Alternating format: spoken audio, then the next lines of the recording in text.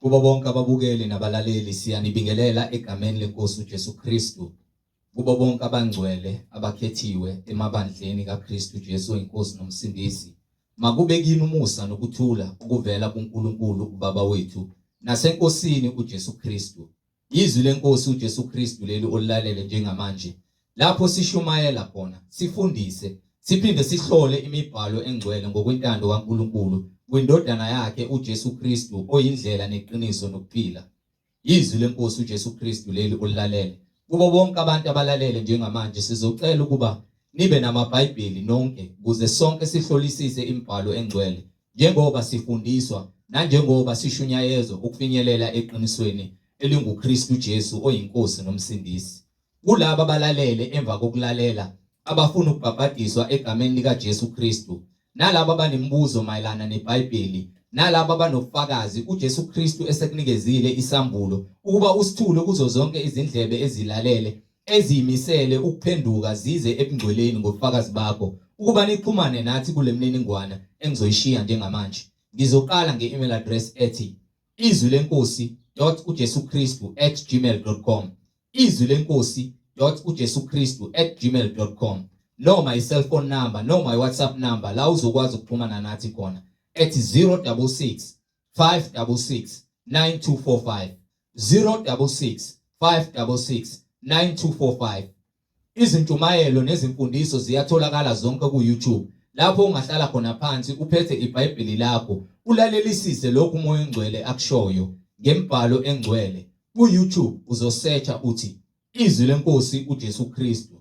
Ungakhohlwa ukusubscribe, ungakhohlwa futhi nokupressa i-notification button ukuze ngaso sonke isikhathi uzoyithola izimfundiso ezisiholela ebungcweleni nakwinhlanzeko etholakala kuIzwi leNkosi uJesu Kristu. Ungakhohlwa nokusharisha ilink nazo zonke izihlobo zakho, ikakhulukazi bonke labo ohlanganyela nabo ngaso sonke isikhathi. Manihlanganyela nithi namdumisa uNkulunkulu ngomoya nangeqiniso, nifakazelana ukuthi uJesu Kristu uyinkosi nomsindisi empilweni zenu, ukuze wonke umuntu ahlolisise imfundiso asuke eholwa ngayo efundiswa yona, ukube ngabe iyafakazelwa yini imibhalo engcwele. Njengakho konke esifundiswa khona, siholwa sishunyayezwa ngakho, ufakazelwa imibhalo engcwele iBhayibheli. So ku-YouTube ilink ithi Izwi leNkosi uJesu Kristu. Ake sigobise amakhanda sivala amehlo. Baba wethu osezulwini, malingcoliswe igama lakho Nkosi uJesu Kristu. Umbuso wakho mawufike, intando yakho mayenziwe emhlabeni njengasezulwini. Usiphe namhlanje isinkwa sethu semihla ngemihla. Usithethelele amacala ethu njengoba nathi sibathethelela bonke abasonayo. Singangenisi ekulingweni, kodwa usindise kokubi, ngokuba umbuso ungowakho namandla nobukhosi. uJesu Kristu uyinkosi nomsindisi. Amen. Siyanibingelela nonke bazalwane egameni leNkosi uJesu Kristu. Yamkelana umfowethu umhlengi Zondi ozobe sihola ngezwi namhlanje, uMoya oNgcwele ekhazimulisa kule ndlela, nomfowethu uNkosifikile Hagebe ozobe sifundela egameni leNkosi uJesu Kristu. Siyanibingelela, sheshisani nonke nilalele, nithatha amaBhayibheli sihambisane kule ndlela yobungcwele. Amen.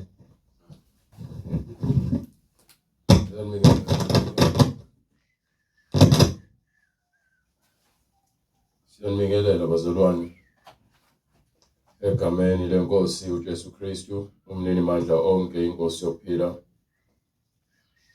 Siloke sithule bona ubufakazi ngawe imbhalo ukuthi munye uNkulunkulu, akanambonisi, akanamphelezeli, akekho ofana naye, akekho futhi anaye. uNkulunkulu ozimele, bonke uNkulunkulu bezizwe bayizithixo bayoguqa phambi kwakhe,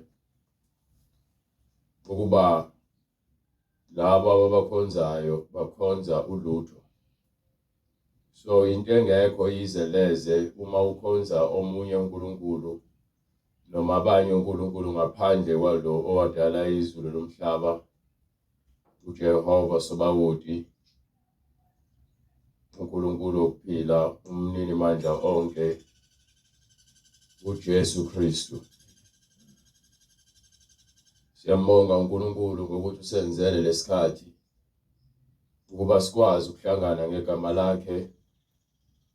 Ungewona ukuhlakanipha ngokukhuthala kwenyama, kepha kungumosa wakhe esenzele umusa ngevangeli eliphilileyo lokuphila.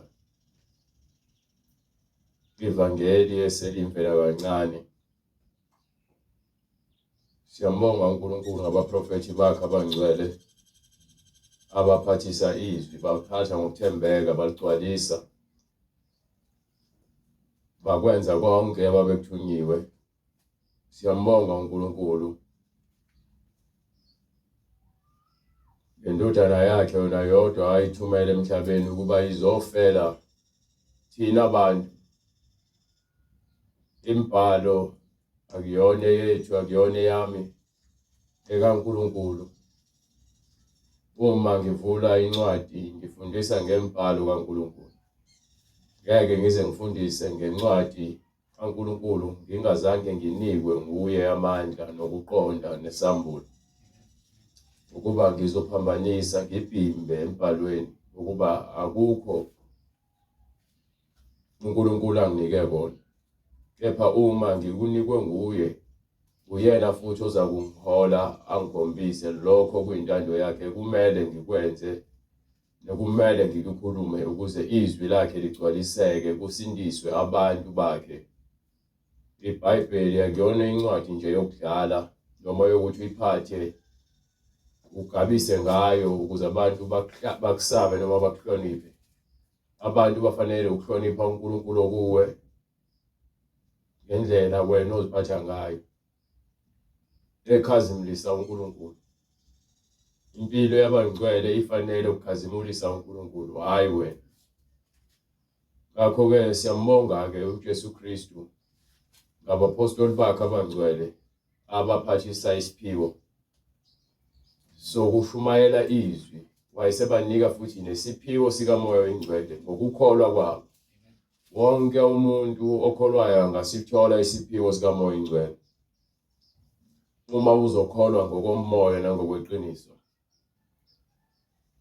Ithi incwadi uJesu mekhuluma kufika owesifazane ezomgcoba ngamafutha, bethi lamafutha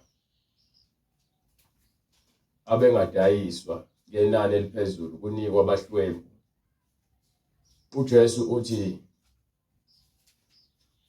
ukuhlupheka noma abahluphekayo ninabo njalo. Ukuthi ukuhlupheka nabahluphekayo yinto ekhona. Kepha uthi uJesu, kepha mina aninaye. uJesu uyasicacisela ukuthi ungathanda ukuzenza umsizi wabantu, ungathanda ukwenza imali, kepha uJesu ungenaye. Ukuhlupheka kwakho akupheli ngokuba wena unalokhu okufunwa inhliziyo yakho, kepha uJesu awunayo.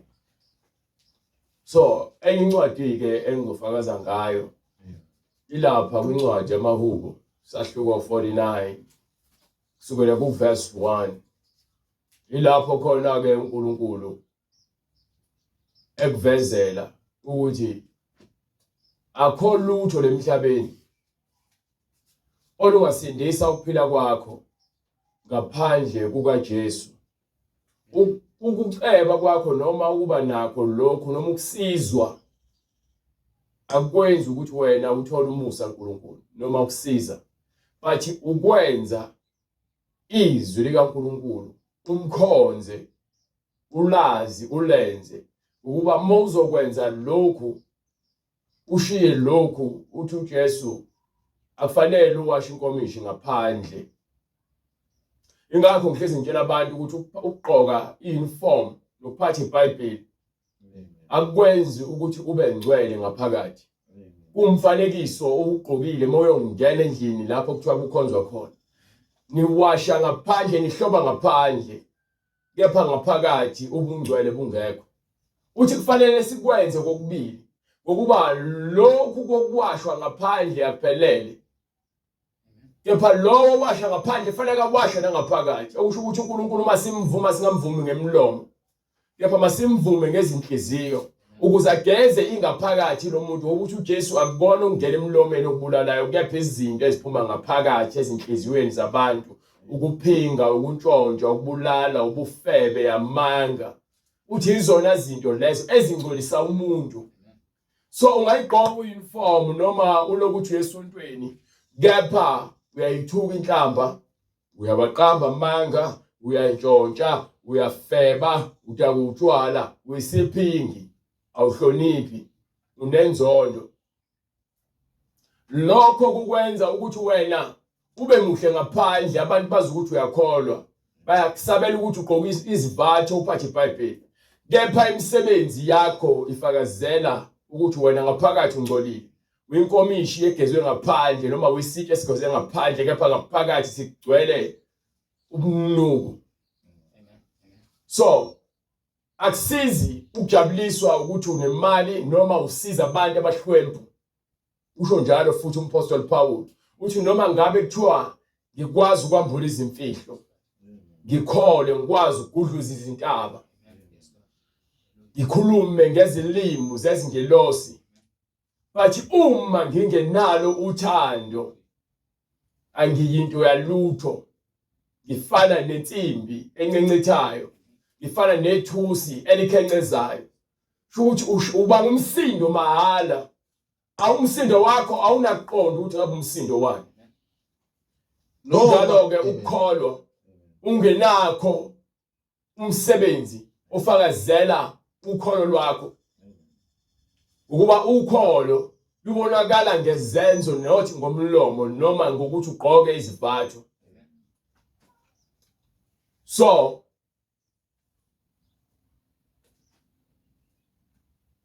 ukusiza abantu kuhle, kepha uthi uJesu membuza umholi noma ummeli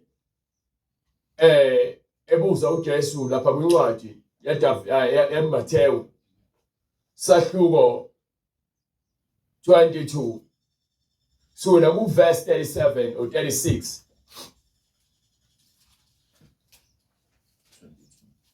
22:36. Incwadi kaMateyu isahluko samashumi amabili nambili verse 36. Mfundisi 34 verse 34. Abafarisi sebezwile ukuthi uJesu ubathusile amaSadusi, babuthana ndawonye. Omunye wabo isazi imithetho wamlinga wathi, Mfundisi, ngimuphi umyalo omkhulu wemthethweni na? So uma sifuna ukuhamba noNkulunkulu, into yokuqala kufanele sazi okuyikona uNkulunkulu akufunayo.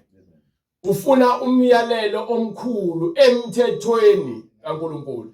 Mfundisi, ngumuphi umyalo omkhulu emthethweni na? Ngaphandle kokwazi umyalo omkhulu emthethweni, ngaphandle kokwazi ngeke uzuyenza into ongayazi.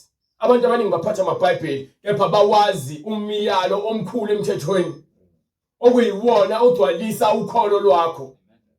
So uma ke sowazi wona, ulwela ukugcwalisa umyalo omkhulu emthethweni ukuze ugcwaliseke ukholo lwakho. Ingakho ngikutshela ungabapha abantu, ungababela abampofu, unikele ngomzimba wakho ukuthi ushise, kepha ke nayi into eshodayo, umyalelo omkhulu emthethweni. Yayizolo nto leyo. Yabona ngikutshela khona abantu abafela amantombazane. Uthando lwakhe umuntu wesifazane angamfela, angazibulala, angadutshulwa, angagwazwa ngenxa yomuntu wesifazane. Omunye angafela ukuntshontsha, uthanda izidakamizwa, angantshontsha, angabamba inkunzi, afele kulokho. Omunye angazinikela ngothando lwemali, athathe ingane yakhe anikele ngayo ukuze athole imali. Ngoba yini? Akanalo uthando olukhulu emthethweni kaNkulunkulu. So manje bese sibuya ke sesizothola ukuthi uyini okuwumthetho omkhulu emthethweni noma umthetho, umyalelo omkhulu emthethweni kaNkulunkulu. Njengekholwa into le ekumele uyazi bese uyaqala uyenze empilweni yakho ibe umkhuba wokuthi lento efuna uNkulunkulu uyayazi noma ngase ngiyekubani noma ngimbuze ngithi ungitshele ikona kuyikupho okumyelelo omkhulu emthethweni kaNkulunkulu. Baningi abantu abanganawo amakhanda abantu bayemasontweni. Baningi abantu abangazikhuhla bezinwaya imilenze ngoba nabo becabanga iAnswer noma becabanga impendulo. Ngoba yini? Abamazi uNkulunkulu. Mawumazi uNkulunkulu yazi umthetho noma umyalelo omkhulu emthethweni kaNkulunkulu. Lokho kukhombisa ukukhuthazela ekutheni wena uyakwazi ukufuna uNkulunkulu and ufuna ukwenza. Amen. You understand? Because ke sontweni niyocula ni practice ichoir akwenzi ube ngcwele. Ukugqoka izimpahla ezizofihla umzimba wakho akwenzi ube ngcwele. Fanele uqale ufunde ngoba ungakwenza lokho bakusho umfundisi. Ungakwenza lokho wathi usabuye esihogweni. Kepha uthando lukamakhelwane awunalo. Uyaleka. Uthando lezwi kaNkulunkulu awunalo. Uhlobile ngaphandle kahle kepha imisebenzi phela ekumele kufakazele ukuthi wena uphelelisiwe ezwini. Uyawazi umyalelo emkhulu emthethweni kaNkulunkulu. Baningi. uJesu wathi kuye, woyithanda inkosi uNkulunkulu wakho ngayo yonke inhliziyo yakho nangawo wonke umphefumulo wakho. So into yokuqala kumele uyithande ukuze ugcwalise nje konke izinto zonke. Fanele uthando lwakho lubheke kuNkulunkulu kuqala. Woyithanda inkosi uNkulunkulu wakho. Oqale kubheke kuNkulunkulu. Uthando lwakho. Uthi uDavid ngiyophakamisela amehlo ami ezintabeni lapho khona usizo lwami luvela khona. Amen. Usizo lwethu luvela phezulu ezulwini. Bebe sicela intethelelo kulowo ongumsunguli wokuphila kwethu. Amen. Angibheke emsamo. Amen. Angibheki esangomeni. Uma ngifuna uthando leqiniso angiyi enyangeni noma esangomeni. Ngiyolanda umuthi ukuthi ngidlise umuntu noma ngithakathe umuntu ukuze ezongithanda. Angikwenzi lokho. Ukuba uthando leqiniso lubhalwe phansi eBhayibhelini. Njengoba usuku usuyofuna ukwenza uthando kumuntu, umuntu uyamenza ukuthi akuthande ngoba uhlanganisa izinto ezuganga ezukuthakatha ukuze wena kwenzeke intando yakhe emhlabeni. Amen. Bese kuthande lo muntu athande ngezinga elingafanele leqile. Agcine seyisicefe. Ukuba yini akulona uthando leqiniso, uthando lwakhiwe. Ingakho umuntu noma usuhamba noma kuthi uyapi uma ukuthi wadliswa umuntu wesilisa ukulandela ngisho etoilet. Ngisho ukuthi uthuyela emva kwethu ufuna ukuhamba uloyo kulandela. So lokhu umthuku umbiza ngamagama sawukhohliwe ukuthi amfaka umuthi. Uyayenza intando yakhe iyenzeka. Kepha yenzeka ngendlela manje eyeqile ngoba kulona uthando leqiniso. Amen. Uthando lukaNkulunkulu lithi iBhayibheli uthando lukaNkulunkulu alukhethi, alungabazi, aluguquke, aluziphakamisi, aluzifunelo kwalo, alukaluki, luyabekezela. So thina siyalifuna uthando ngendlela yethu ukuthi lenzeke ngendlela ezovuna thina. Kepha uthando lukaNkulunkulu ilona lolo likwazi ukucontrola wena ukuthi ukwazi ukuthanda abanye abantu ngendlela uNkulunkulu akuthanda ngayo. Bese uluzwa uthando lukaNkulunkulu empilweni yakho nasenhlizweni yakho. Lolo thando la ufuna ukulinika abanye abantu. Uthando akuyona indaba ukuthi wena uthanda ngoba naku umuntu ekuthanda no. Menga ngithandi bathi ikhotha engayikhothi ikhahlela umlomo. Usho ukuthini lokho? Usho ukuthi wena wenza lokho umuntu akwenzayo kuwena. Bekuthi akakukhulumisi nawe umkhulumisi, bengakubingeleli nawe umbingeleli. Mekupha nawe uzomupha, mekuncisha nawe uzomncisha. Lumuphi uthando lapho? Wena uthanda abakuthandayo. Abakuzonda uyabazonda, awunalo uthando. Ungumzenzisi. Ukuba abantu bebephendukela nawe uyabaphendukela. Uyafana nabo. Ni moya munye nabo. You understand? Baningi. uJesu wathi kuye, woyithanda inkosi uNkulunkulu wakho thanda inkosi uNkulunkulu wakho ngayo yonke inhliziyo yakho ngayo yonke. Okay, siqale sibheke lento le. Uthando lukaNkulunkulu fanele umthande ngayo yonke iphelele inhliziyo yakho. Kunezinto iyabona inyama izifunela okwayo ngokuba isono sike enyameni, but ke uNkulunkulu ngesikhathi edala umuntu waphefumulela umphefumulo wokuphila kuyena. So umuntu inhlabathi ithathwe odakeni enhlabathini bese kuthi kuzoba khona umuntu kamoya okwena, umuntu ophelele nje okuzibona futhi mkhulu kunawe nalesiko kusona. So umuntu wenyama uthanda izinto zenyama nezinto ezibonakala zizinhle enyameni.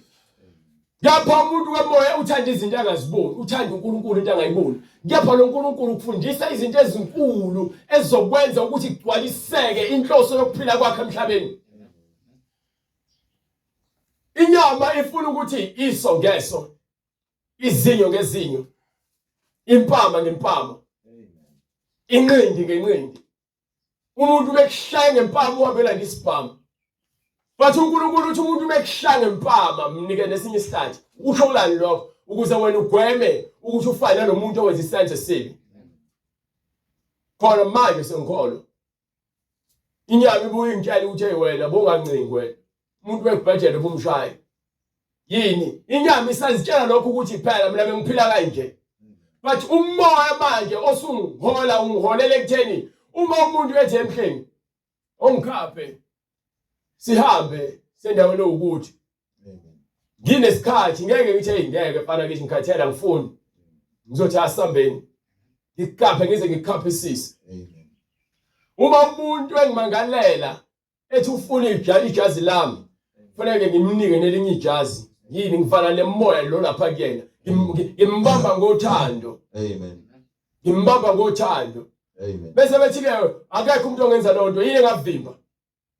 Yini engivimba ukuthi ngigcwalise ube ngimthanda uNkulunkulu izwi lakhe ngizolenza. Amen. Ngizolenzisa kwesilima ngathi ngizolenza ngaphezulu komyalelo wakhe. Ngizolenzisa njengalendlela abantu bayakholwa kepha bengafuni ukwenza izinto ezishiwo eBhayibhelini. Amen.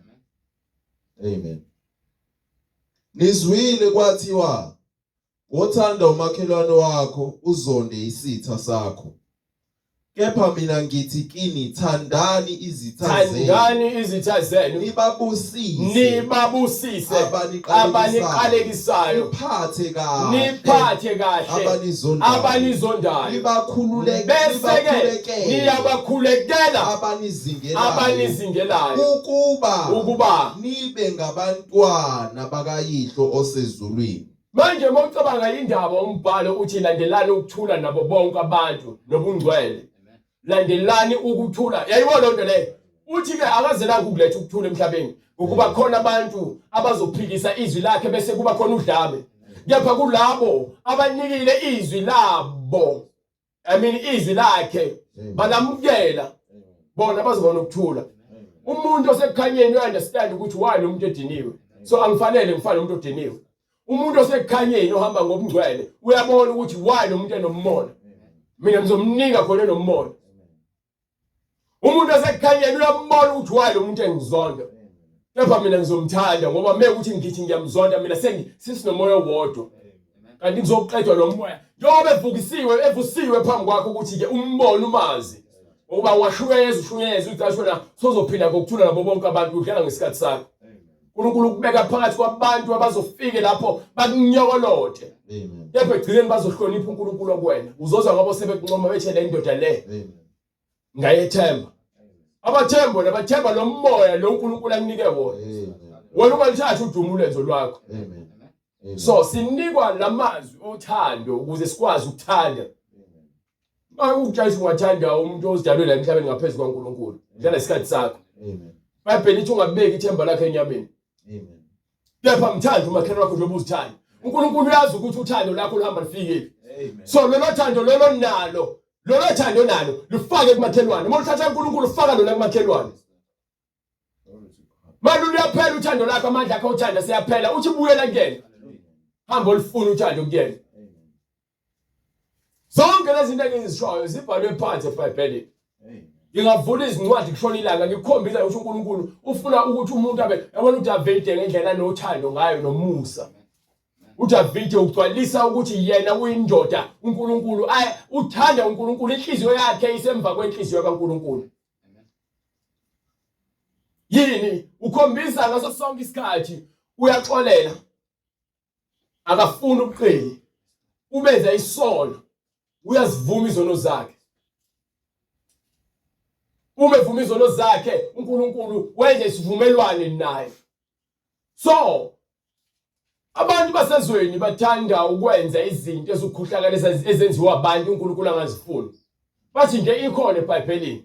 Bathi imvuzo nesabelo sokungalaleli izwi kaNkulunkulu sibhalwe phambili phambi kwakho ukuthi ngenxa yokuthanda abafazi uDavide waphenga nomfazi womuntu. Wabulalisa indoda yomfazi womuntu. uSolomoni ngokuthanda abafazi waze wabenzela izithixo waphuma othandweni kaNkulunkulu. Kepha wena usathi ufuna abafazi abaningi. Yini awulandeli wena uNkulunkulu ulandela izinkanuko ezaholela abantu bakaNkulunkulu esonweni. Wona unayo inhloso yokukhonza uNkulunkulu lenhloso yokwenza isono ugcwalisa ukuthi ikhona eBhayibhelini. Ungalingi uzikhohlisa. You understand?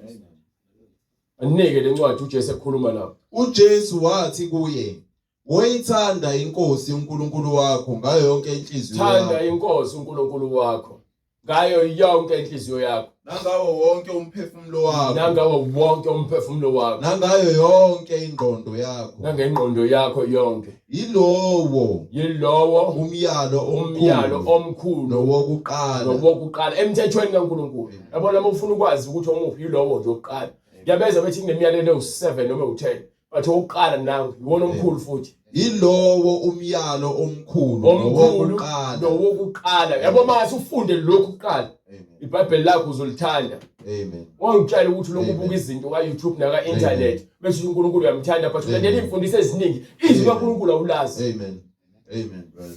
Sifuna ukwazi izwi lakhe. Yabona ukuthanda uNkulunkulu ngenhliziyo yakho yonke ufuna ukwazi yena.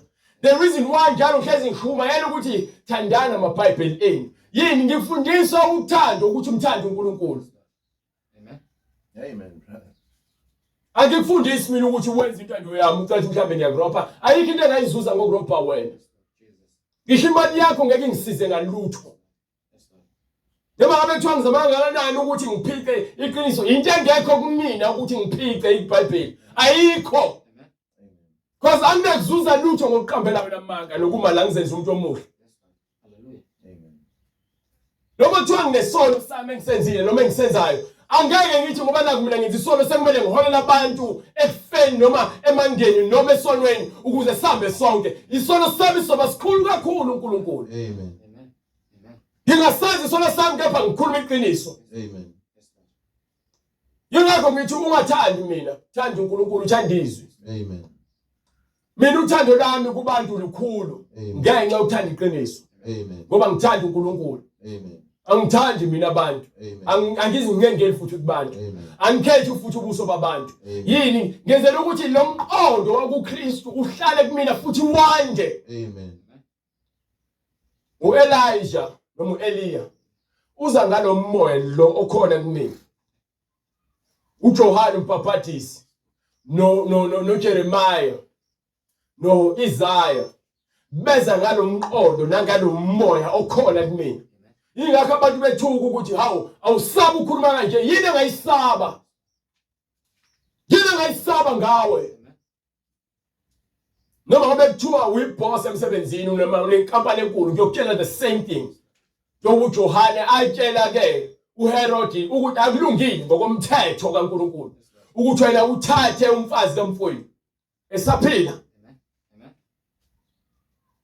Kanti yini eyenza ukuthi abaFarisi bamzonde uJesu? Akabatsheli ukuthi umprofeti uIsaya wakhuluma kahle ngani. Ukuthi ningikhonza ngezindebe zenu, ukungikhonza kwenu kuyize leze. Inhliziyo zenu zikude nothando likaNkulunkulu. Nigcina izimfundiso nosiko labantu abadala ngaphezulu kaNkulunkulu. Yini ebenza ukuthi umpostoli Paul bamgcobe ngamatshe? yini eyenza ukuthi uStefane bamjobe ngamatshe ngokuba babetshela iqiniso uyasho uStefane ukuthi nihlezi nenza inhliziyo zenzi belikhuni nina ningontamo olukhuni nihlezi ngolozela umoya engcwele uma uzothi uthanda uNkulunkulu wazi umbona uhlule ukuthanda umuntu oseduze kwakho uqambelana amanga ngoba phela ukuthanda umuntu ongamboni uNkulunkulu lokho kuzogcwaliseka ukuthi izwi lakhe ulenze komakhelwane umthando umakhelwane wakho njengoba uzithanda njengoba uthanda uNkulunkulu uthando umoya ukuthi njalo ufisa noma wenza okuhle kubanye abantu inyama inenkani inyama inenhliziyo encane umoya unayo inhliziyo encane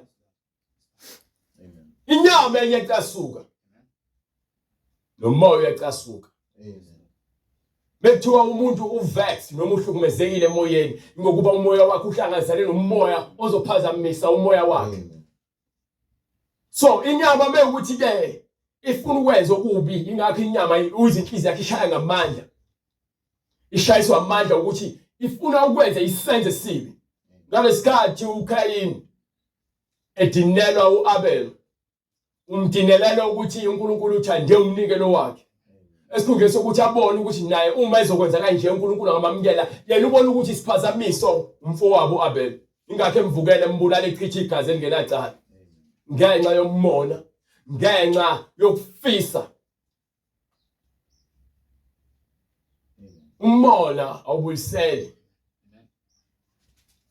ufana nomgodi wasesihogweni gcwalisa igebe ngesoze lagcwala bese uthina futhi omunye umyalelo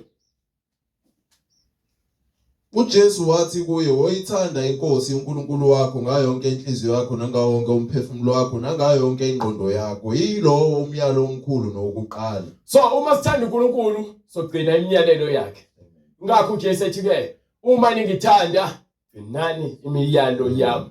So awula kumtshela ukuthi uyamthanda uNkulunkulu uyamkhonza uNkulunkulu kepha imiyalo yakhe awufuni ukuyigcina. Ungumzenzisi awugcwele ekutheni wena uthande uNkulunkulu ngokwentando yakhe. Uthando loNkulunkulu ukuthi sigcwalise izwi lakhe kithina. Banike Owesibili ofana nawo uthini wothanda wakho lobo seduze kwakho womthanda njengalokhu uzithanda njengoba nawe uzithanda. So lo thando oluthatha lapha kuwena ulisenkulunkulu noNkulunkulu akunike lo thando nawe njengoba uzithanda ungeke uzenze into embi ngaphandle usathana bese kufaka umoya ukuthi wena uzonde uzifake izinzipho uzisusa amashiya odalwe nawo ufaka ukufakela uzifaka uyazonda ngokuzifaka amazinyo okufakela uyazonda ngokuphuza utshwala uyazonda ngokufaka ama necklace awana nzuzo awatholutho ama necklace awafakayo nama ring. Amen. Akuna nzuzo ukushintsha izinwele zakho indlela esiyiyona uyazizonda uma ushintsha izinwele zakho. Amen.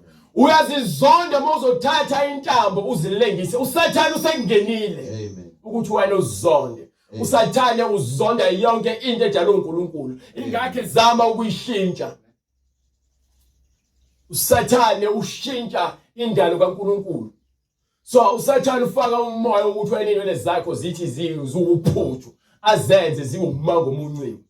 Usathane ufaka umoya wokuthi wena ube ne competition noma nomncintiswane nomakhelwane wakho kungabi khona uthando likamakhelwane wakho ubone ngathi umakhelwane wakho uyakuhlula kanti akakuhluli ngalutho. Amen. Isabelo sakho. Yalizi iBhayibheli lithini sifike singenalutho emhlabeni kusobala kunokuhamba kwethu sohamba singenalutho. Uma sinezimpahla zokugqoka indawo yokulala nokudla lokho kwanele ngokuba ngokufisa okungaphezulu kwalokho nothando lokufisa imali abaningi bangena ezilingweni ezinkulu ezilimaza umphefumulo nezihibe neminjunju emihlungu eholela abantu ebhujisweni. So awunako ukuthi ubanako umuntu ephumelela bese ubothi wena uyena ovalele wena ukuthi uphumelele. No wena usathana ukuvale ukuqonda. Ingakho efuna ubheke umuntu oseduze kwakho. ubona umuntu lapho ubulala lo muntu izinto zakho zizolunga udlala ngesikhathi sakho kuzoba worse usuphenduke umbulali waphenduka umuntu onomona nofisayo ongenza noma ngabe yini ukuze azuze emhlabeni wesikhohlakala igama lakho uyindodana noma uyindodakazi kaSathane. Amen. Alikho ikholwa elinothando kaNkulunkulu elizobona ukuthi umakhelwane uyinkinga noma kuthiwa uyambona ukuthi uyinkinga mkhulekele uma ndiyakutshela nje iBhayibheli why ukuhlula lokho why ubona ukuthi wena umakhelwane wakho kufuneke asuke endleleni uyisiphazamise endleleni yakho wena usiphazamise empilweni yakho uhamba wakha izinkinga nojonga phambi kwakho. Impilo isimple uzoyiphila ngokuqonda nothando lwaNkulunkulu. Zonke lezi zinto ozibona ziphambi kwakho zivimbile mase uwazi kaNkulunkulu ziyovele zisuke ngathi azikaze zibe khona. But ngenxa ukuthi wena ubheke izinto uyazakhela futhi ezinye izinto phambi kwakho.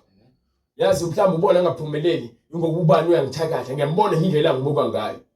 Yazi ngoba ubani uyancindezela ngifaka isichitho. Akekho umuntu ofaka isichitho. Uma ukhona noma kuthi ukufaka isichitho ngeke sisebenze. Ngoba yena lento le uyakhona kwena wena ukhona lokho na ukho usho kuyona. Amen. Ngoba unomoya engcwele. Amen. Lalela abantwana bakaNkulunkulu ngeke uzubathinde kubathakathe. Kusho iBhayibheli. Nangu phela ubhala lakhe elilanda uBhalamu. Ezothi ke akathakatha abantwana bakaIsrael. Ubhalwe phansi ukuthi abathakatheki. Amen. Yes Lord. Bangcwele babiyelwe ngomlilo. Amen. Babusisiwe. So awunaqalekisa into abusisiwe uNkulunkulu. Wayiqalekisa izinto ngiyaqalekisana nodwa. Yapha lokho yabona uqalekisa umuntu ongazilutho uyakholela ukuthi uqalekisiwe. Bathi uzoqalekisa mina ngazi kahle ukuthi ngibusiswe uNkulunkulu uJesu uthi ngibusiswe ngaso zonke izibusiso ezivela ezulwini. Amen. Ngoba zonke izibusiso ziqhamuka ngaphezulu. So ubani wena emhlabeni udaka njengami ongangiqalekisa. Yini angisabisa. Amen. Amen, brother. Manje uyazi nje uNkulunkulu ukuthi uJobe umkhonzile uyamthanda. Uthi noma ayithinta inyama yakhe but umphefumulo wakhe cha. Izithe egcineni kukho konke uJobe adlule kubona azange azamqalekisa uNkulunkulu azange azamthuke uNkulunkulu. Uthando lukaNkulunkulu lubanzi lujulile lumnandi kulabo abalwaziyo. Ingakho lithi lapha kwincwadi yeZakha futhi 30 verse 6 ithi uthando lukaNkulunkulu lumsulwa izwi likaNkulunkulu limsulwa liyisivikelo kulabo abaphephela kulo. Unganezeli emazwini akhe ngale kwalokho Incwadi yeZakha chapter 30 verse 5. Onke amazwi kaNkulunkulu acwebile. Wonke amazwi akhe mahle acwebile. Uyisihlangu kwabaphephela kuwo. Uyisivikele kulabo abaphephela kuwo. Ungenezeli ungazifakeli emazwini akhe ufuna akusole. ngokuba uyakukusola Ufunywane ungumqambi manje. bese ungumqambi manje. Ingakho sithi thina isiyalezo phezulu kwesiyalezo umuqa phezulu komuqa bese siyachasisela. Ukuze niqonde imibhalo ukuthi amazwi kaNkulunkulu yabona izwi kaNkulunkulu mawuphila ngalo ngikhathana ukuthi ngabe ubalo usatshwa kanani noma uyinkabi noma uboshela uzunge uNkulunkulu uyakuvikela akwenzele umusa. Ngesikhathi ebaleka uDavid ebalekela uSawulu akazange azambula noma esethola ithuba ngoba yini wayazi ukuthi imkhulu kunaye ugcotshwe uNkulunkulu. uNkulunkulu uthi abagcotshwa bakhe bangathinti. So uthinta abagcotshwa bakaNkulunkulu uthinta uNkulunkulu. Angikhuluma ngabantu abazibonga abazenza abagcotshwa bakaNkulunkulu bebegcwele uSathane. Unandaba nabo labo nje bazikhohlisa ngoba naye ulontuzana uNkulunkulu usuke selazi izwi ukuthi ukubeka la ukuthi ikhuluma iqiniso. Kepha wena ngokuthi usuvumela uSathane njengoba naye uSawulu ubona awu3 kuNkulunkulu. Okokuqala wakhethwa kwakuzoba ningi kwathiwa kalinde uSamuel azokwenza umhlatshelo.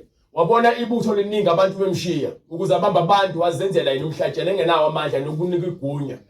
Wona uNkulunkulu wamphuca ngaleso sikhathi sivumelwano bezosenza naye. Okwesibili ufuna ukubulala uDavide amahlandla inzondo yakhe ngoba umoya ngcwele waphuca wafaka umoya ozomhlukumeza isikhathi esiningi. Okwesithathu uyahamba uyofuna umuntu obhulayo ufuna ukukhuluma noSamuel lento emthethweni ekuthiwa mayingenzeki. Okunye naku futhi esethunya kuthiwa kokubulala ama-Amaleki, abulale yonke into.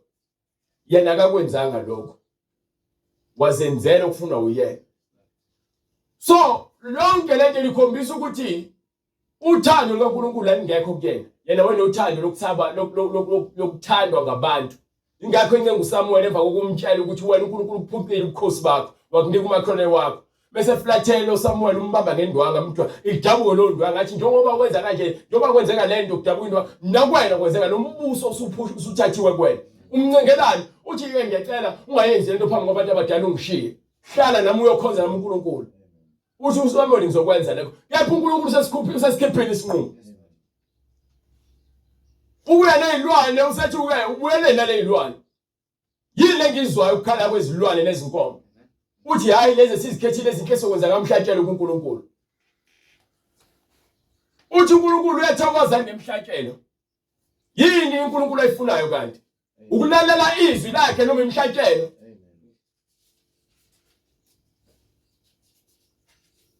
Uthi abantu abakwenzile. So ubalo inkosi. Ubalo kumele anike umyekelo abantu. So uma usaba abantu vele uma la kupulpit ushumayela izinto abazifunayo. Lapha uDavid azangaza mbulala. Ngeke ngithi mina ngoba na umfundisi ubulala ukuhamba amanga ngithi ngizombulala. No. Ngizomtshela iqiniso ukuthi iBhayibheli liyayiphikisa lento efundisayo. Isikhathi sokuthi uphenduke noma uzobhubha. Ngoba anginawo amandla ukuthi ngahlulela umuntu emhlabeni ngimlahle noma ngimbulale noma ngimbethele noma ngimshise. Kepha ufuna ngimshise ngezwi. Yabona phela izwi leli elokulwa nganikwa yona inkemba leyokulwa. Yona into engilwa ngayo kuphela. Ngilo ngezwi. Isivikelo futhi izwi. Imcibili isholo isezwini. Inkemba isezwini. Imbazo isezwini. Umlilo usezwini. Nesando esiphihliza amandla aqinile amakhanda aqinile sikezwini. Awuphinde ubanikele incwadi le manje engiyifunayo lapha yamahubo. Sahluko 49 from verse 1. Incwadi yamahubo isahluko 49 verse 1. Yes. Izwani lokhu nonke ninabantu. Yayizwa le ndaba le. Amen. Izwani lokhu nina nonke bantu. Bekani indlebe nina nonke nakhileyo ezweni. Bekani indlebe nina nonke nakhileyo ezweni. Abantukazana nezikhulu. Abantukazana khethiwe yayizwa lo nto leyo. Abantukazana nezikhulu. Abacebileyo nabampofu. Yilabo abanemali nabahlwempu. Amen. Umlomo wami uzakukhuluma ukuhlakanipha. Yes sir. Ukuzindla kwenhliziyo yami kuza kuba ngokuqonda. Yes sir. Ngizakubeka indlebe yami kuso Isaka ngizakubeka indlebe yami kuso Isaka ngiphenye imfumbe yami ngehabhu. Imfumbe yami ngehabhu. Bengiza kwesabelani ezinsukwini ezimbi. Yes. Lapha ububi babangizingelayo bungihaqa. Labo abathemba imfuyo yabo bezigqabisa ngomcebo wabo omkhulu na. Yes. Umuntu angemhlenge umfowabo angemnike uNkulunkulu inhlawulo ngaye. So uthi umbhalo uJesu yini uyakwinikela ukuhlenga umphefumulo wakho. Amen. Imbhalo uyakuphendula la. Uthi ngisho ukuthi ugcebe kangakanani noma lo nayo lengcebo njengoba niziphakamisa uma umfowethu esefile ngeke ukwazi ukumsindisa. Ingakho ke lapho sithola isiqebi sesisha esihogweni sithi ke sitshela sithumela uLazarus ayotshela abafowethu ukuthi ke bashintshe indlela abaphila ngayo ukuze bengeke beze la. Uthi uLazarus uthi uAbraham noma ngabe kuthiwe ubuyiswa umuntu ethuneni ngeke baze bezwe. Bakhona abaprofeti ukuthi izwi kaNkulunkulu likhona emhlabeni. Umuntu onempakamo nomuntu ozitshela angafuni ukuzwa ngoba abantu abanemali bona abangafuni ukuzwa. Bazitshela ukuthi bahlakaniphile, bazitshela bayazi. So, noma sefile unesifiso sokubuya zoqala afuna ukuguqula impilo yakhe noma afisa ukuzotshela ngisho umuntu amzondayo ukuthi hey lalela la ngikhona ngikufisela ukuthi uze. So noma unemali engakanani mekufa noma kuthiwa uyafa umfowenu ngeke uzumsindise. Ingakho uJesu ethi ke kuyakusiza ngani ukuthi uzuze izwe lonke bese ulahlekelwe umphefumulo wakho. So ungaba nengcebo, ungaduma, ungaba nemali, ungaba usaziwayo, kepha ungenayo uNkulunkulu.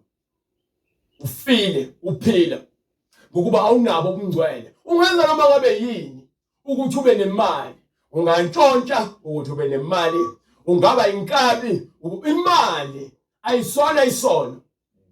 Uthando lwemali othi udliza ucabanga ukuthi mase ngiyongena ngewini lapha ngaphuma nento ethize. Akubona ukuphila lokho. Wena kunakho lokho okuthize ke. Ungathanda yini umuntu ecabangela lokho na? Cha, ngeke. Ingakho unesibhamu. Ingakho lama security. Ngokuba uyasaba. Ukuba bewunalo uthando leqiniso, boyokwenza kumakhelwane wakho njoba nawe uthanda ukuthi kwenziwe kuwena. Bathi ngenxa yomona nokuthanda ingcebo ohluphekileyo ubona ukuthi ucindezelwa onemali. Uzicindezela yena ngokuthi ayontshontshela lo nemali noma mqambela amanga ukuze abe nemali. Ocebileyo uzibona ukuthi uphazanyiswa yabantu abahluphekile uyabacindezela. Amen. Amen. Ngenxa ukuthi ke uyasaba umuntu onemali uphila ngokwesaba ngoba usabekela usaba ukulahlekelwa imali. Ohluphekileyo ongena ngikhuluma abantu abangenayo uNkulunkulu. Bahlenzi benza amacebo. Banala becabangela bona ukuthi yini abangayenza ukuze ke bazuze. So ingakho iBhayibheli lithi ke yini ongakuyinikela ngokulahlekelwa umphefumulo wakho. Yini ongakuyinikela ukuze usindise umphefumulo wakho. Ayikho into ebalulekile njengomphefumulo wakho. Amen. uSathane ufuna vele ukunqoba umphefumulo wakho. Wena wazibona ngazi ukuthi ngoba naku nemali uqoka kahle unemoto amantombazane ayakuthanda unakho konke lemhlabeni. Makusuka le mali nale gama nale position okuyona awunalutho uhluphekile. Ukuthi wena umi ngezinto emhlabeni. Awumile wena ngokuqonda. Wazi ukuthi ufike unqunu noma usufa noma ngangcoba ngemoto usuyena esihogweni. Amen. Noma ungane imali. Lo mali bangeke baze bangcwabe nemali ngiyakutshela mina. Noma kuthiwa uyistakwa uhamba ngemoto uyiginti bashaya izidudla noma kuthiwa uyinkabi uqhoma izibhamu uhamba nawo lo msindo esihogweni bayakuphelezela esihogweni. Yini ubuphilana lemhlabeni ukujabulisa inyama. Bakhuluma kamnandi ngawe emngcwabeni ubuyisifebe. Ubumqamba imanga. Baqamba amanga bathi ubulungile bakwazi kahle ukuthi wena ufele emanyaleni uyesihogweni. So ayikho into lemhlabeni ongathi igugu kuwena yokusiza ukuthi ungene ezulwini ngaphandle kokwenza izwi kaNkulunkulu uligcine. Mawuthanda ukuphila kwakho thanda umyalelo kaNkulunkulu uphilile. Bahlekisa bathi babona abantu abasindisiwe behlupheka ingokuba bathanda uJesu bathi imali izona ngeke izini imali. Lalela ngeke ngize ngihambe ngiyoqamba amanga ukuze ngibe nemali bese kuthiwe ke ngoba naku ngikhonza uNkulunkulu. Ngeke ngithi ngifuna ukuya umsebenzi bese ngihambe ngiyogwaza bese ngithi ke ngoba naku uNkulunkulu unginika indlela. No, uSathane ukunika indlela ukuthi wena ngiyothola umsebenzi ngendlela engasile. Ngisho ngama phambi kwabanye ukuthi ufakazi ukuthi ke uNkulunkulu umnika umsebenzi. No. Unikelelile lo msebenzi wena. Ugwazelile. Ululele isandla sakho kwisenzo wesini. Usikhohlakala. Nawe wena oqashayo uthi abantu besifazane ufune balale nawe ukuze ubanika umsebenzi nama position. Wena usikhohlakala. Noma ungama lamuntu besifazane usune position emsebenzini uthi esontweni uyanikela na imali. uNkulunkulu wenzela umusa. Awenzelanga umusa ondayise ngomzimba wakho. Amen. Dayise ngomphefumulo wakho uSathane wavula imlenze ukuthola iposition. Ngikwathi ngodojiweyo umela phambi emva kwepulpit. Uqamba amanga unika abantu iziwash ubafaka izintambo banika ama-envelope ukuthi abusisiwe. Wena usebenzela uSathane isiphetho sakho ukufa ngokuba uthembisa abantu ingcebo emhlabeni. Ngoba nemali ngokuthi udayise wenza ibhizinisi. uNkulunkulu uma uqhubeka ukwazi ukubeka imali ngoba kuthiwa ke uma uhlula ukubeka lokho okuncane ungakwenzani okukhulu. Abantu abahluphekile abafuna ukuba yizigwili mekade inkabi lo mali uhamba uyidla lapha ejointini noma ke uzothenga amanye amatekisi aqhubeka achitha igazi. So yena uphila ngemali ezinyembezi negazi. Akukho kuthula lapho. Amen. So bengidayisa amaqanda ngiphinde ngibeke lo mali ngiphinde ngidayisa amaqanda imali iyakhula ngingaba nengcebo lemhlabeni. Bathi ngingabonakala nginengcebo lemhlabeni. Ngoba yini ayithemba laba likhe emalini ngisebenzela ukuthi ngibone imali eningi. Ngisebenzela ukuthi bengikwazi ukulala ngidlile, ngikwazi ukusiza umakhelwane, ngikwazi ukuba usizo kwabanye abantu. Lokho kumina kukhulu ngoba yini ngigcwalisa lento lekuthiwa ke thanda uNkulunkulu ngenhliziyo yakho yonke, nangomoya wakho wonke, nangengqondo yakho yonke. Bese kuthi ke thanda umakhelwane wakho njengoba uzithanda. Uya kanjani ngamakhelwane uyontshontshwa uthi uyamthanda? Uya kanjani ngamakhelwane uyofaka izinaliti namakhandlela lapho enqenqemeni omnyango uthi uyamthanda? Ukhuluma kanjani umakhelwane wakho ube uhleba ngaye ke uthi uyamthanda? Uthando lokuzenzisa lolo. Noma ungafaka izivatho noma ungaphathi iBhayibheli ungumzenzisi. Ngokuba lokho kuyintando kaNkulunkulu akukho kuwena. So, noma ke ninemali noma uhluphekile, akhona oyedwa ongathi uNkulunkulu angamlandulele ukuthi hayi cha phela wawuhluphekile ngiunderstand wawusulambile wawusuzofa unamanga. uNkulunkulu ukuthi ukwazi ukufida inja lena leminyango izinyoni azikaze zitshale. Uthi ube yini umuntu eyiguguka ngakaNkulunkulu? No, into esibulala umono nenkanuko. Amen.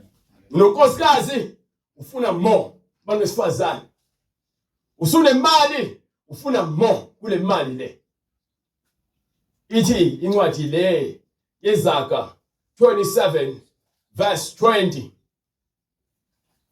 Moyifunda. Incwadi yeZaga chapter 27 verse 20. Yes. Indawo yabafileyo isihogo nokubhubha akusuthi akugcwali namehlo omuntu. So njengawo amehlo omuntu awasuthi engafuni ukusutha. Yabona ukuthi uhamba unomuzo omuhle ubona omunye umuzo omuhle uthi yabona umuzo wamangcobo nje.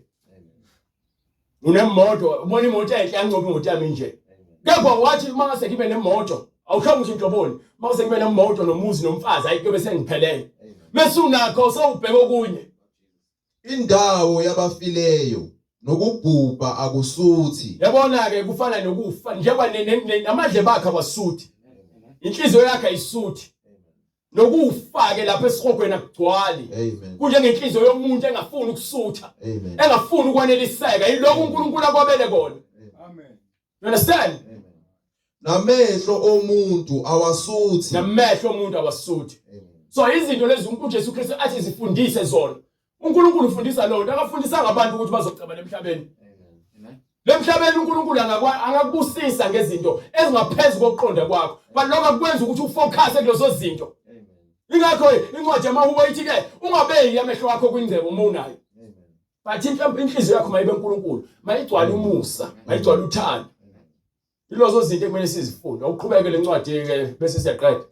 Bengiza kwesabelana ezinsukwini ezimbi. Yini engayesabela ezinsukwini ezimbi? Lapha ububi babangizingelayo kungihaqa. Yes sir. Labo abathemba imfuyo yabo labo abathemba ingcebo yabo ukuziphakamisa bezigabisa ngomcebo wabo omkhulu na. Yes sir. Umuntu angemhlenge umfowabo. Angemnike uNkulunkulu inhlawulo ngaye. Ngeke uze ngisho ukuthi unemali engakanani kele. Ngisho ukuthi ufuna ukuzinikela wena kumuntu wakini osesihogweni ufuna ukuyongena kuphumele. Ngiyazi ungeke uzuthande ngoba uma eyikhona indlela bungeke uzufisa. Ubuzothi hayi akuvele kuphenduke mina ngeJesu. Ngoba yini uyabona noma uyazi ukuthi kwenzakalani lapha yana. Isihogo sikhona. Amen. Ayisikhona sikhona. Phela ke akusona senyama lokuyona njengamanje. Usengagoloza nje manje okwesikhashana. Okumele wazi ukuthi bonke ababekhona ngaphambili abekho. Bakuphi? Kunesiqalo kunesiphetho. Kunendawo yokuphila. Yabona ke inyama le iyafa kepha umphefumulo wakho ngeke uphinde ufe. Noma kuthiwa esihogweni uhlezi ufa. Usha. Buhlungu bakhona kuphela. Apheli ayizwa apheli soze futhi kuphela. Ingakho kuthiwa ke yena uSathane umkhohlisa abantu emhlabeni. Kepha isiphetho sakhe nabaprofeti bakhe nezingilosi zakhe nabalandeli bakhe bazongifunde unginike incwadi leyo sahluko 20 wesambulo. Bese unginike uverse kusukela kuverse 16 to 20 bengaphosisi. Incwadi yesambulo verse 16. Sahluko 20 kusukela kuverse starting from verse 16 or 12 or 15. Incwadi Isambulo 20. Amen. Oh hlehlane. Hle. Incwadi yesambulo chapter 20 verse 11. Yes sir. Ngase ngibona isihlalo sobukhosi esikhulu esimhlophe nohlezi kuso. Yes. Obuso bakhe babelekelwa izulu nomhlaba. Yes. Akutholelwanga indawo. Ngabona abafileyo, Base kubonakala abafileyo. abakhulu nabancane. Abakhulu nabancane. Bemi phambi kwesihlalo sobukhosi. Kwesihlalo sobukhosi. Izincwadi zavulwa. Izincwadi zavulwa. Lenye incwadi yavulwa. Nale ncwadi le yavulwa. Ngeyokuphila. Le ncwadi yona incwadi esiphila ngayo emhlabeni. Nabafileyo bahlulelwa ngalokho So, okulotshiwe konke ezincwadini. kubhalwe la ukuthi ungafeki, ungaqaba amanga, ungabulali, ungazizoni. Ungazihlobisi ngokwasezweni, ungabe umngani kubhalwe eBhayibhelini bese livulwa lona. Kuyobe ngaseyona lenyama ugoloza kayo. Futhi ke lapha ukwazi ukuzilandulela ukuthi cha hayi mina ngoniswa ubani. Nope. Nabafileyo bahlulelwa Nalabo ngalokho abafileyo bahlulelwa ngalokho okulotshiwe ezincwadini. okulotshiwe kuphezulu ezincwadini. Njengokwemisebenzi yabo. Imisebenzi yethu akuyona imisebenzi kamakhelwane. Umsebenzi umuntu ngumsebenzi wakhe. Angikadali ukuthi ke uthi ubani owakuhlohla wavuma. Uyazi lo ibhole phansi eBhayibhelini ukuthi mntanami uma abangani bakho bethi ke asambeni siyocupa siyoncika sicuphe sicuthele abacebileyo sambe siyokwenza inzuzo hlanganyela nathi esikhomeni sethu. Ungavumi. Ukuba inhlanganyela nabantu abenza isenzo esibi. Ungabe ufakazi emangeni. Ungahluleli ngendlela engafanele. Unganikeli isandla sakho kwisenzo esibi. So mawuthi hey cela ungipha uRand, hayi ngingakunika. Mawuthi hey asafa ngiqalekile, ngiyakunike. Ubone ukuthi hayi uthi ubhema nje uyozibulala. So mina mawukuthi ngikunike le mali, ngikunikela ukuthi uhambe uyozibulala wena. Bese ngiba necala ukuthi nganikele kwisenzo esibi. uNkulunkulu akudayelanga ukuthi ufake intuthu emzimbeni wakho. Umzimba lo uyithempeli kaNkulunkulu. Umzimba womoya uNkulunkulu awufake kuwena. Akulona ikhaya lezidakamizwa notshwala. Busiza ngani utshwala? Izingozi, amanxeba, amazinga wekho. Umlomo sowushile insangu. Uyazibulala ke phela ukuthi wena ulayithile. Akho kulayitha umzimba wakho ubulala. Bafana badlala ngawo, amantombazana adlala ngawo. Ubona ukuthi wena hayi wena. Thatha umzimba wakho ulenze ithempeli obutabane ulala abafana. But ngene endaweni wrong. Amen. Uzibona ukuthi ulayithile. Uzushintshe uzenze untombazane umfana. Uzithambise uzenze ube weak. Izithende zisaqinile. Izandla zisaqinile. Isishwapha samile. Nosifazane wakhiwe. Uyambona ukuthi lo wakhiwe lokuthi ahlobe. Ngeke azamila amabele kwena ngisho usothanda. Ngisho ungathi ama-chemical uhambe yosusa isisho sakhe ngasese. Ezulwini usendile. Awuyena usendi. Nasikhohlisa. Vele usathana uzele kona ukuzoliba sabantu ukuthi bajabuliswe izinto ezidlulayo. Inkaluko yale emhlabeni iyadlula yonke. Amen. Qhubeka bese uyavala. Nolwandle lwakhipha abafileyo ababekulo. Bonke abafileyo baboshiwe emkhathini nolwandle bonke bayokukhishwa. Nokufa neHades. Ukufa nesihoko Kwakhipha abafileyo wakhipha ababekulo. abafileyo ababekuso. Bahlulelwa. Base behlulelwa. Yilowo nalowo njengokwemisebenzisi yabo. yabo. Ukufa neHades Yes. waphonswa echibini lomlilo. Ukufa angijayeza khona isihoko. Isihoko kugcinwe imphefumulo isejele. Ubhalile ukuthi uJesu ngesikhathi efa lapha esiphambaneni waphuma umphefumulo wakhe. Wawushumela kwimphefumulo eboshiwe esihogweni.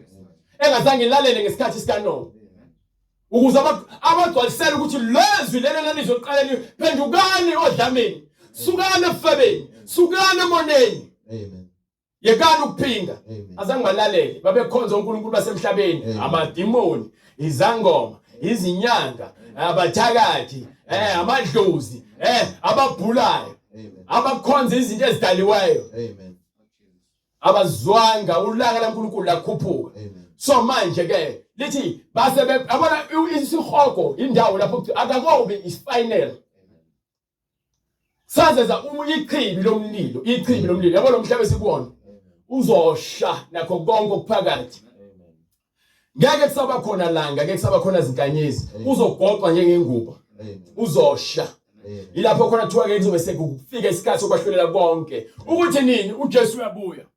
ingakhisha incwadi kwase kubona isihlalo sobukhosi esikhulu Amen. owahlezi kusona ubuso bakhe babalekelwa umhlaba nezulu. Amen. So uma sebuya ngenkazimulo lapho khona umhlaba uzogoqwa Amen. ukuthi uyakhona noma ukhona kunendaba. Amen. Kepha ngiyakhona Amen. futhi kuzokwenzeka Amen. ukuba konke kushilo kwenzakalile Amen. ubufakazi buseBhayibhelini. Amen.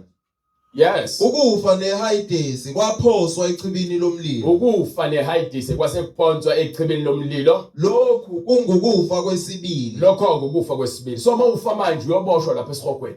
Ukufa kokuqala ke isono. So lithi iBhayibheli lapha ku verse 6. Incwadi yesambulo chapter 20 verse 6. Yes. Ubusisiwe ungcwele onesabelo ekuvukeni kokuqala. Ukuva kokuqala ukubeka isono. Amen. So uyaphila manje ngokuqonda understand inhloso yokuphila emhlabeni. Amen. Ukufa kwesibili lokho sekubhalwe lapha kuthiwa ke ukufa kwesibili iHadesi ichibi lomlilo. Ichibi lomlilo. Yes. Uma ekhona ongafunyaniswanga elotshiwe encwadini yokuphila. Yes. Waphoswa echibini lomlilo. Ningenza nje amahlaya ngoJesu, nenza amahlaya, nenza ama-sketches, nimgxeke, nikhulume lokho. Vele abantu abakhuluma lezo basuke bengamazi uJesu. Thina simazi uJesu siyathula nje. Ngeke ngiphikisane nomuntu ongamazi uJesu. Lo muntu ufuna usizo. Ufuna ukuchazelwa ngoJesu. So asikisho sokuthi mina ngidinwe ukuthi umuntu ukhuluma kambi ngoJesu. No. Ufuna ukufunda lo muntu. Futhi impendulo zikhona zonke eBhayibhelini. Akudingi ukuyela esikoleni. Dinga nje ukuthi umuntu akukhombise, uthi uqhamuka nombuzo umuntu akukhombise. Uzucathi uzongivayela khona ungiphinde ngikunika i-answer ngeBhayibheli. Ngilo sobothi hayi ngempela ukhona lo Jesu. Uwena uzosivumela uJesu. Ube sobuza thina engavimba ukuthi mina ngibhabhadiswa. Mawukholo uzakungena emanzini. Egameni lenkosi uJesu. Noma egameni lika Jesu Kristu. Banike incwadi yezenzo sesivala.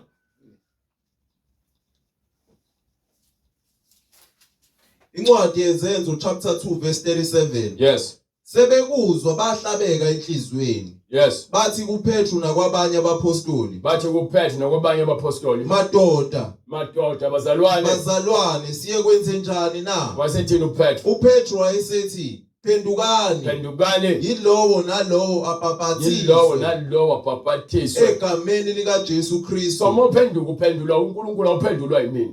Mina ngisetshenziswa uNkulunkulu ngivese elisetshenzisiwe ukuthi ngikhulume lezi zinto ukuba afuna ukuzikhuluma. Because ngivumile ukuthi akwenze ngamcela futhi ngicela nginike ukuqonda nokuhlakanipha nokuthi ayenze intando yakhe ngempilo yakhe. So mophenduka wena wamukela uNkulunkulu awamukeli mina. So mawukuthi wena mawukuthi ubowenza imikhuba yakho bese ubona imicathi uzocashela wena udlala isikhathi sakho ngeke uzucashe phambi kwaNkulunkulu ubona yonke into. Ubone bumnyameni. Yena ungukukhanya hayi ukuthi yena unokukhanya ungukukhanya. So ngisho ungakwenza kufihlakaleni unembeza wakho uyawazi ingakho ukushaya unembeza ufisa ngisho ukucasha ebusweni babantu.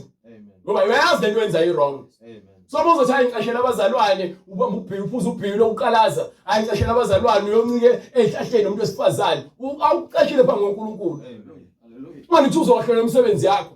Mina ngiyena uNkulunkulu so angikwazi ukuthi mengishumayela mase ngiqalaza bonke abantu ukuthi ubani wenzani ubani ukuphi akunaso sosikhathi akunandaba noma ngakufika ukwenza lokho uzothi kunjani uphile angeke udinele ukuthi hayi ngizophatheka kabi ngithi awulaleli umthetho wakhe awuzwa ngizokufasa bulanga empama ngikwenze lokho ngokuqhubeka nje ngikuthande njengothando lukaMfowethu ngikukhulekela ukuthi uNkulunkulu akusize usabe isono usibalekele njengomuntu ebalekela inyoka.